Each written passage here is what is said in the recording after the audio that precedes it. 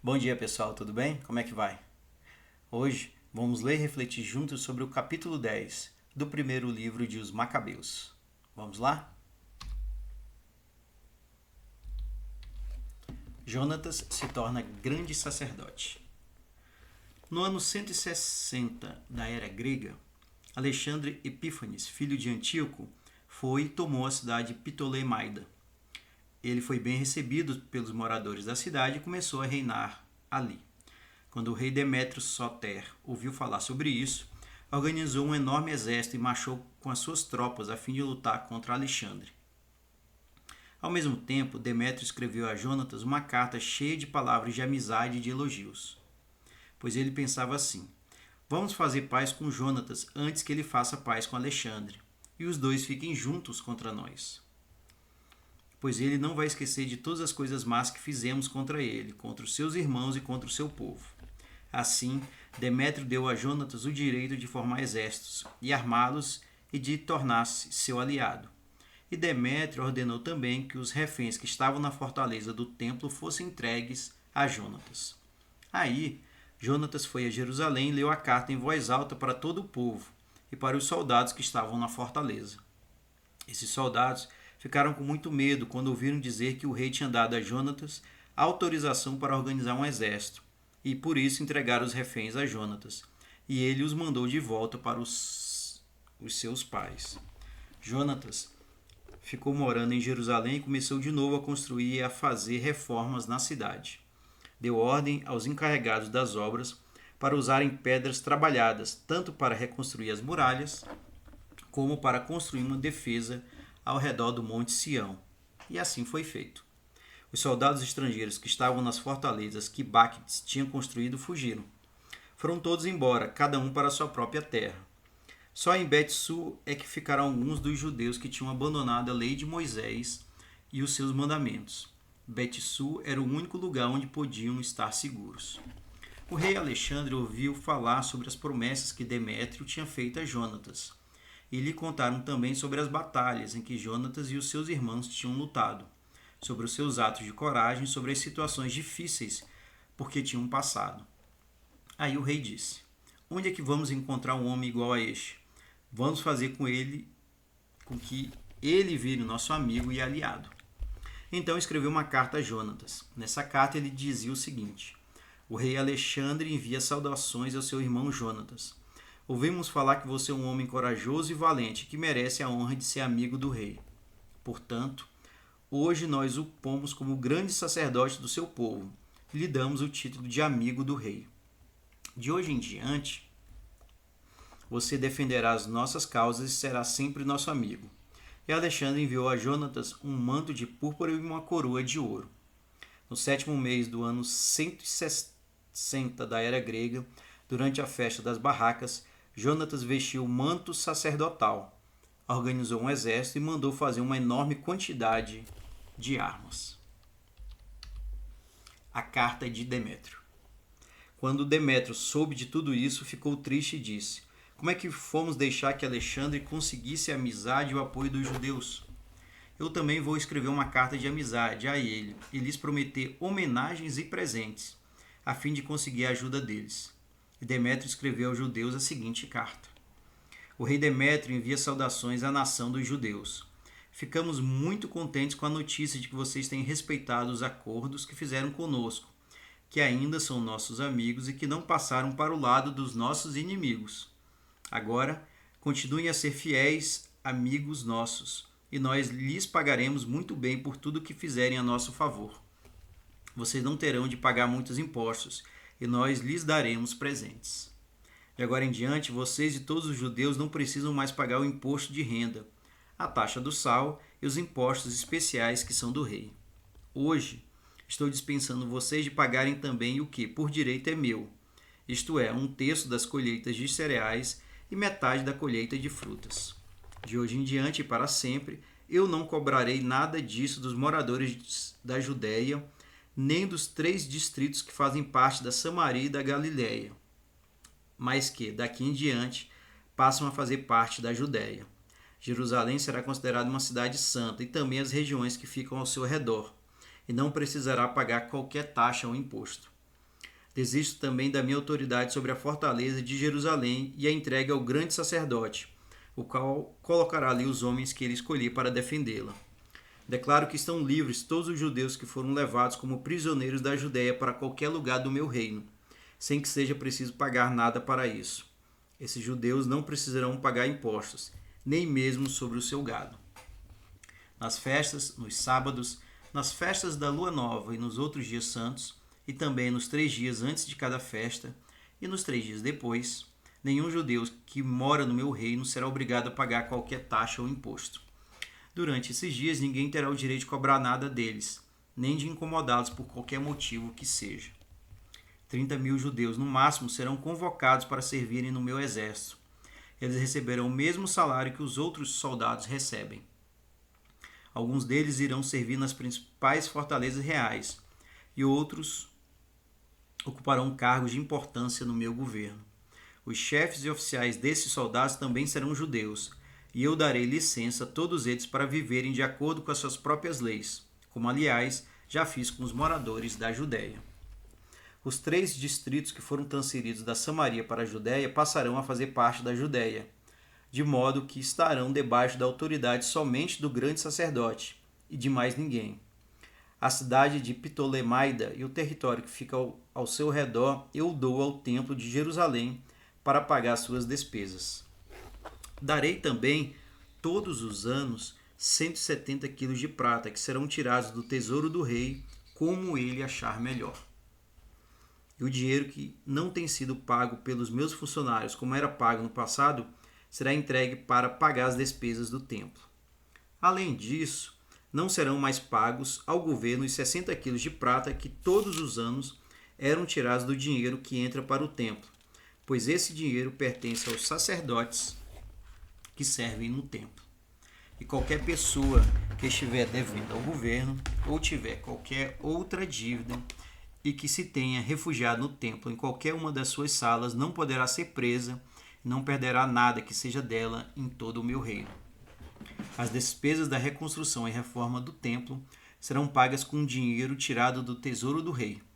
Assim também serão pagas as despesas da reconstrução das muralhas de Jerusalém, das defesas que estão sendo construídas ao redor da cidade e da construção de muralhas em volta de várias cidades da Judéia. A morte do rei Demétrio.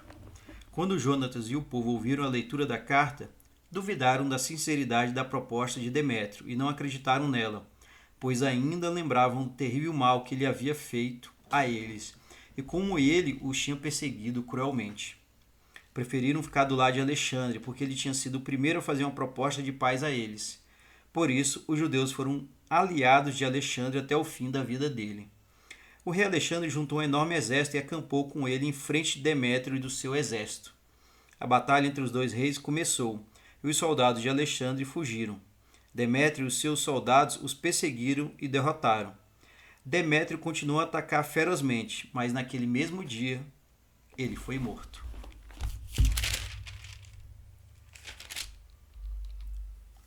Alexandre torna-se aliado do rei Ptolomeu.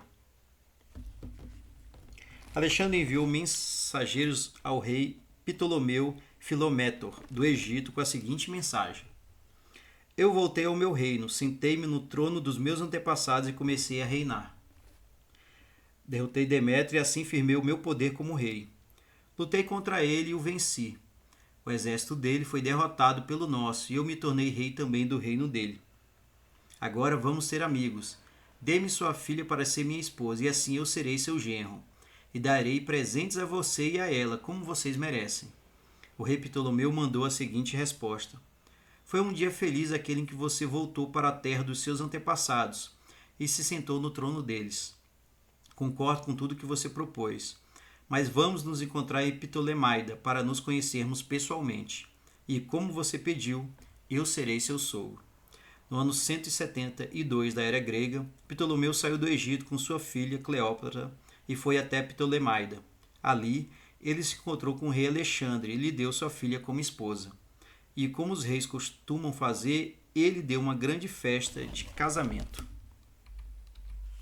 Jonatas torna-se aliado de Alexandre.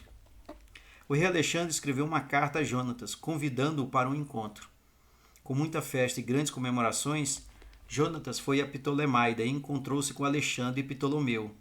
Ele deu presentes de prata e ouro e muitos outros presentes aos dois reis e aos amigos deles, e assim conquistou a simpatia deles. Chegou de Israel um bando de sujeitos ordinários, que eram judeus apóstatas, e que começaram a fazer acusações contra Jonatas, mas Alexandre não deu a menor atenção ao que eles disseram. Alexandre mandou que tirassem as roupas de Jonatas e que o vestissem com roupas de púrpura, e assim foi feito. Ele convidou Jonatas a se assentar ao seu lado e deu a seguinte ordem aos seus oficiais: levem Jonatas até o centro da cidade e ali anunciem ao povo que ninguém poderá acusá-lo de nada, nem poderá incomodá-lo por qualquer razão. Os homens que tinham vindo para acusar Jonatas viram como ele estava sendo homenageado, ouviram o anúncio a respeito dele e viram também as roupas de púrpura que ele estava usando. Então fugiram todos. E o rei Alexandre prestou a Jonatas ainda mais homenagens. Pôs o nome dele na lista dos primeiros amigos do rei e lhe deu o cargo de governador militar e civil da província da Judéia. E Jonatas voltou para Jerusalém, são e salvo e muito alegre. Jonatas derrota Apolônio. No ano 165 da era grega, Demétrio Nicátor, filho de Demétrio Soter, partiu da ilha de Creta e foi para a Síria, a terra dos seus antepassados. Quando o rei Alexandre ouviu essa notícia, ficou muito preocupado e voltou imediatamente para Antioquia, capital da Síria. Demétrio escolheu Apolônio, governador da Celecíria, para ser o comandante do seu exército. Apolônio juntou um enorme exército e acampou com ele em frente da cidade de Jâmnia. Então escreveu ao grande sacerdote Jonatas a seguinte carta: você é o único que não aceita a nossa autoridade. Por causa de você, todos zombam e caçoam de mim. Por que você continua aí nas montanhas, resistindo? Se você confia tanto assim no seu exército, desça daí e encontre-se conosco na planície. E ali lutaremos e veremos quem é o mais forte. Os moradores das cidades estão ao meu lado. Pergunte e ficará sabendo quem sou e quem são os meus aliados. Todos lhe dirão que você não tem condições para nos enfrentar. Os seus antepassados foram derrotados 2 vezes na terra deles. Na planície, onde não há pedras, nem rochas, nem esconderijos, você não poderá derrotar a minha cavalaria e um exército tão forte como o meu. Quando Jonatas recebeu a carta de Apolônio, ficou com muita raiva. Escolheu 10.000 soldados e partiu com eles de Jerusalém. Seu irmão Simão foi encontrar-se com ele para ajudá-lo. Eles acamparam em frente de Jope, mas os seus moradores fecharam os portões da cidade, pois ali havia soldados de Apolônio. Quando Jonatas e Simão começaram a atacar, os moradores de Jope ficaram com medo e abriram os portões. Assim, Jonatas tomou Jope. Quando Apolônio ouviu essa notícia, juntou 3.000 soldados de cavalaria e um exército enorme e marchou na direção da cidade de Azoto, fazendo de conta que estava indo mais para o sul. Ao mesmo tempo, ele avançou pela planície, pois confiava na sua poderosa cavalaria. Mas deixou para trás 1.000 soldados de cavalaria, escondidos num lugar de onde poderiam atacar os inimigos por trás. Jonatas perseguiu Apolônio até Azoto, onde os 2 exércitos começaram a lutar. Foi aí que Jonatas percebeu que tinha caído numa armadilha. A cavalaria de Apolônio cercou seu exército e ficou atirando dardos contra os seus homens desde a manhã até a tarde. Mas os soldados de Jonatas ficaram firmes, obedecendo às ordens dele, e a cavalaria dos inimigos acabou ficando cansada. Com a cavalaria inimiga fora de combate, Simão avançou com seus soldados e atacou os soldados da infantaria. Ele os venceu e eles fugiram. Os soldados da cavalaria se espalharam pela planície, fugiram para Azoto e entraram no templo de Dagon, o seu deus, procurando salvar-se. Mas Jonatas pôs fogo na cidade e nos povoados que ficavam em redor e pegou todos os seus objetos de valor. Ele incendiou também o templo de Dagon, matando assim todos os que estavam ali dentro. Ao todo, 8.000 homens foram mortos nessa batalha e nesse incêndio. Jonatas marchou dali com seus soldados e eles acamparam em frente de Asquelon. Os moradores da cidade saíram e, com muita festa e grandes comemorações, foram se encontrar com ele. Depois, Jonatas e os seus soldados voltaram para Jerusalém, levando uma enorme quantidade de objetos de valor. Quando o rei Alexandre recebeu a notícia de tudo isso, prestou ainda maiores homenagens a Jonatas. Enviou-lhe uma fivela de ouro daquelas que eram dadas somente aos parentes do rei. Entregou-lhe também a cidade de Ecrom e os povoados que ficavam em seu redor para serem propriedade dele. Bem, pessoal, esse foi o capítulo 10 do primeiro livro dos Macabeus. É um capítulo longo, mas mostra como Jonatas se tornou um grande sacerdote e depois se tornou aliado de Alexandre, derrotando na sequência Apolônio, que era, obviamente, um encarregado, filho de Demétrio Nicator, antigo filho, né, filho também de Demétrio Soter. É uma história longa, é uma história que conta aí todas as dificuldades, né, que Jonatas teve para fazer essas alianças e principalmente nas batalhas que ele teve que enfrentar. Era isso, pessoal. Deixe seus comentários e vamos adiante para mais um capítulo desse livro dos Macabeus. Um forte abraço e até mais.